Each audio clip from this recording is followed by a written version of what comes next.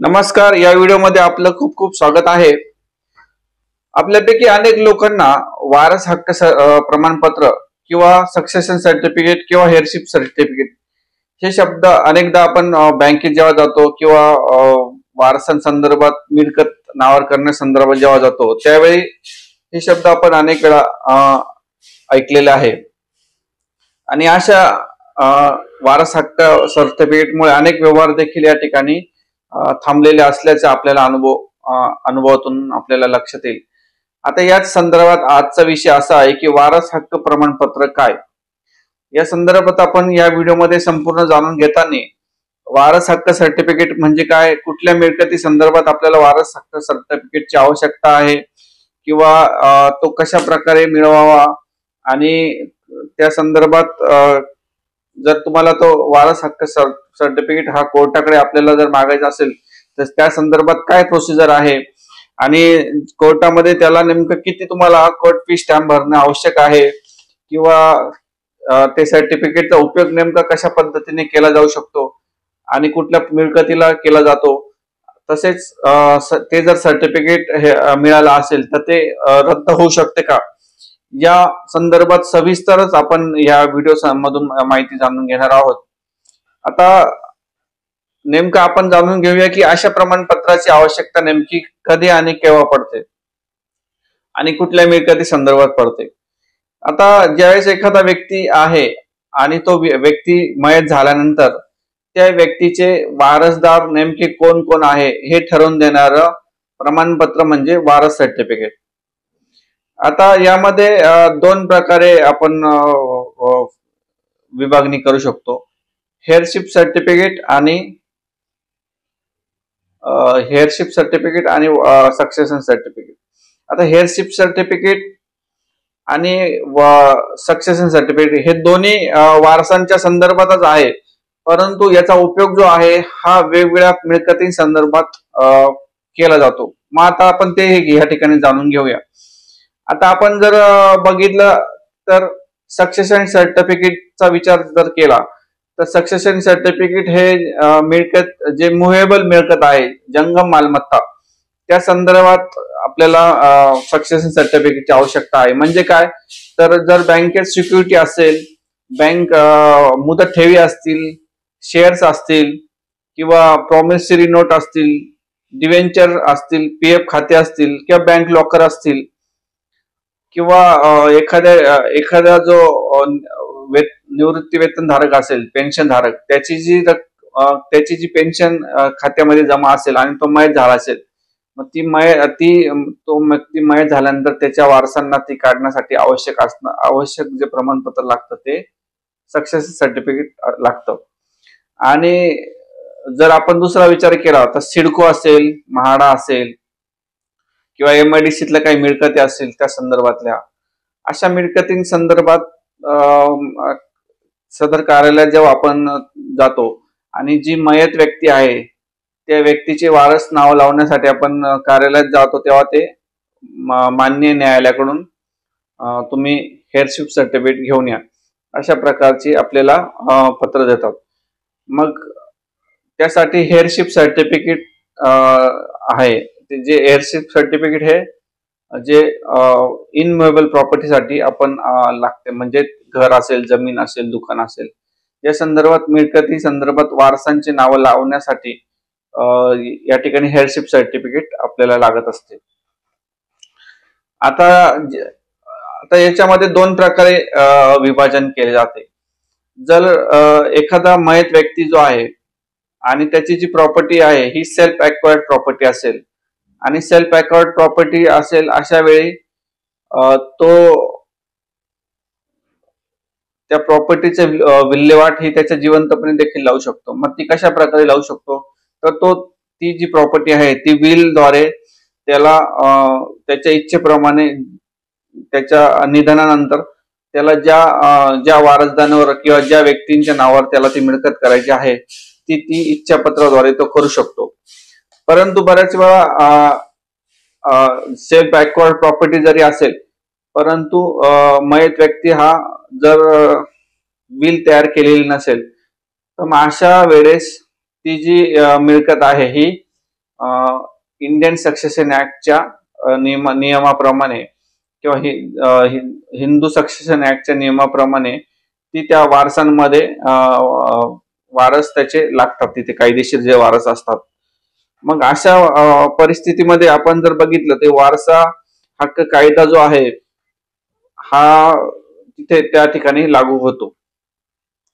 आता यामध्ये आपण बघूया की हेअरशिप सर्टिफिकेट कुठल्या कायद्याअंतर्गत मिळते आणि सक्सेशन सर्टिफिकेट कुठल्या कायद्याअंतर्गत मिळते. आता यामध्ये जर आपण इनमुव्हेबल प्रॉपर्टी संदर्भात हेअरशिप सर्टिफिकेटची जेव्हा आवश्यकता असते तेव्हा आपण बॉम्बे रेग्युलेशन ऍक्ट कलम 8 प्रमाणे आपण तो मान्य न्यायालयाकडे अर्ज करतो. आणि जर मुव्हेबल प्रॉपर्टीच्या संदर्भात आपल्याला ते सक्सेशन सर्टिफिकेट आपल्याला घ्यायचं असेल तर ते इंडियन सक्सेशन ऍक्ट 1925च्या कलम 372 या सेक्शन अन्वये आपण ते मान्य न्यायालयाकडे अर्ज करून मागतो. आता या संदर्भात जे आहे नेमका अर्ज कसा आणि कोणत्या स्वरूपाचा करावा किंवा ज्यावेळेस आपण न्यायालयामध्ये अर्ज दाखल करतो त्यामध्ये ती कार्यपद्धती कशा प्रकारे आहे ती देखील समजून घेऊया. आता यामध्ये ज्यावेळेस त्या मयत व्यक्ती मयत जेव्हा होतो त्यावेळेस त्याचं ते आपल्याला मृत्यू सर्टिफिकेटची आवश्यकता आहे. आणि ज्यावेळेस आपण मयत तो व्यक्ती झाल्यानंतर त्याचे जे वारसदार आहे त्या सर्वांचे नाव या ठिकाणी समाविष्ट करणं आवश्यक आहे. मग ती व्यक्ती राहते कुठे, म्हणजे त्याचे जे वारसदार आहे त्या सर्वांचे सिक्वेन्स वाईज आपल्याला अर्जामध्ये नमूद करणं असेल, वय असेल, व्यवसाय असेल, राहणार असेल, सर्व वारसदारांच्या तर्फे तो अर्ज करणं आवश्यक आहे. आणि त्यानंतर ती जी मयत व्यक्ती आहे ती कुठं डेथ झाली, तिच्या नावावर कुठल्या संदर्भातल्या मिळकती आहे त्याचं संपूर्ण या ठिकाणी वर्णन घेणं आवश्यक आहे. किंवा त्या संदर्भात एखादा वारसदार जर समजा उपलब्ध नसेल तर त्याला आपण सामनेवाली देखील पार्टीज म्हणून या ठिकाणी समाविष्ट करू शकतो. किंवा त्या संदर्भात एखादा वारसदार समजा हा परदेशात असेल, भारताच्या बाहेर असेल, तर मग अशा वारसदाराकडून आपण पॉवर ऑफ अटर्नी सुद्धा घेऊ शकतो, जेणेकरून त्याच्या गैरहजेरीमध्ये संपूर्ण आपल्याला अधिकार, कोर्टातला कामकाज करण्याचे अधिकार या ठिकाणी त्याच्यातर्फे आपल्याला मिळू शकतात. असे देखील करू शकतो आपण. त्यानंतर तो जो अर्ज आहे हा जिल्ह्याच्या लेवलला जर बघितलं तर आपण तिथले जे दिवाणी स्वरूपाचे जे कोर्ट आहे या स्वरूपाला या कोर्टाला या संदर्भातले अधिकार देण्यात आलेले आहे. आणि त्यामध्ये सर्व जी घटना आहे ही सत्य आपल्याला घेणं आवश्यक आहे. त्यानंतर जेवढे वारसदार आहे त्या वारसदारांचं मेन्शन करणं आवश्यक आहे. आपण त्यात जो पण मजकूर घेतो हा खरा आहे आणि कुठलीही माहिती दडवली नाही अशा संदर्भात प्रतिज्ञापत्र दाखल करत असतो.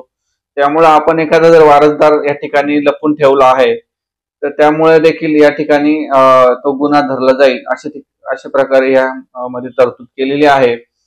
आता या संदर्भात जेव्हा आपण अर्ज दाखल करतो त्यानंतर जेव्हा आपण कोर्टात अर्ज दाखल करून मान्य न्यायालयाकडून या ठिकाणी एक जाहीर नोटीसचे आदेश केला जातो आणि एक जाहीर सायटेशन असे दोन प्रकारे आदेश केले जातात. त्यामध्ये जी जाहीर नोटीस आहे ती आपल्याला तिथल्या ज्या स्थानिक शहरातल्या स्थानिक न्यूजपेपरच्या मध्ये पब्लिश करणं आवश्यक आहे. आणि सायटेशन जे आहे ती जी मिळकत आहे त्या मिळकतीच्या दरवाजावर ते सायटेशन लावणं आणि त्या ठिकाणी 3 पंचांची स्वाक्षरी ही बेलिफा मार्फत घेतली जाते. आणि त्याचा जो रिपोर्ट आहे तो मान्य न्यायालयाकडे सादर केला जातो. त्यानंतर सदर संदर्भात कोणाचा जर आक्षेप असेल तर त्या संदर्भात त्या व्यक्तीचा आक्षेप मान्य न्यायालयाकडून नोंदवला जातो. आणि जर आक्षेप आला नाही तर मग अशा ठिकाणी त्या कोणाचाही आक्षेप आला नाही असं पुराव्यामध्ये घेऊन आणि पूर्ण चौकशी करून गुण दोषावर ते अर्ज जो आहे तो निकाली या ठिकाणी काढला जातो आणि त्यानंतर त्या अर्जदाराला हेअरशिप सर्टिफिकेट आणि किंवा मग सक्सेशन सर्टिफिकेट हे कोर्टाने आदेशाद्वारे केलेले असते. आता ज्यावेळेस मान्य न्यायालयाचा या अर्जावर आदेश होतो त्यानंतर आता आपण बघूया की सदर सर्टिफिकेट हेअरशिप सर्टिफिकेट असेल किंवा सक्सेशन सर्टिफिकेट असेल हे मिळवण्यासाठी आपल्याला कोर्ट फी स्टॅम्प भरावी लागते का या संदर्भात आपण जाणून घेऊया. तर ज्यावेळेस आपण दावा दाखल करतो, दावा दाखल केल्यानंतर त्या अर्जावर मान्य न्यायालयाकडून आदेश प्राप्त झाल्यानंतर ती जी मिळकत आहे म्हणजे ज्या मिळकतीच्या संदर्भात आपण अर्ज दाखल केलेला आहे त्या मिळकतीचं व्हॅल्युएशन आपल्याला या ठिकाणी काढावं लागतं. समजा जर बँकेत 2 लाख असेल 5 लाख असेल तर त्याच्याप्रमाणे आपल्याला स्टॅम्प ड्युटी भरावी लागते. आणि जर स्थावर मिळकत असेल मग घर असेल, बंगला असेल, प्लॉट असेल किंवा शॉप असेल याचं बाजार मूल्य काय आहे त्या मूल्याच्या याच्याप्रमाणे आपल्याला मान्य न्यायालयामध्ये कोर्टात कोर्ट फी भरावी लागते. आता या संदर्भात जास्तीत जास्त साधारण आपण 75,000 पर्यंतचा स्टॅम्प या ठिकाणी माननीय कोर्टामध्ये कोर्ट फी स्टॅम्प म्हणून भरावा लागतो.